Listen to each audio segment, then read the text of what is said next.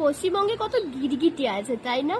না মানে রাম মন্দিরের সময় যারা বলেছিল এই টাকায় হসপিটাল হতে পারতো, গরিব মানুষদের দিতে পারতো, চাকরির জায়গা করতে পারতো, যেখানে রাম মন্দির ভক্তদের টাকায় হয়েছে, রাম মন্দির হিন্দুদের টাকা হয়েছে, কোনো রকম সরকারি টাকায় নয়। আর এদিকে জগন্নাথ মন্দির যেখানে পশ্চিমবঙ্গ সরকারের টাকায় হয়েছে, সেখানে কোনো রকম কথা নেই। ওয়াও!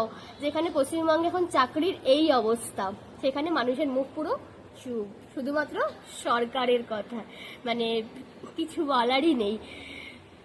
এবার কি করবে, মানে যারা চাকরি হারিয়েছে, যে সমস্ত শিক্ষকেরা চাকরি হারিয়েছে, তারা কি মানে মন্দিরে, জগন্নাথ মন্দিরের সামনে কি বাটি নিয়ে বসবে? যেরকম ভাবে বলেছিল যে শিক্ষিত যুবকেরা বাটি নিয়ে বসবে রাম মন্দিরে, কিন্তু রাম মন্দির তো সরকারের টাকায় হয়ইনি, কিন্তু জগন্নাথ মন্দির তো সরকারের টাকায় হয়েছে। তাহলে কি এবার তারা বাটি নিয়ে বসবে নাকি? যারা চাকরি হারিয়েছে তাদের জন্য বাটি নিয়ে বসার জায়গা করে দিয়েছে।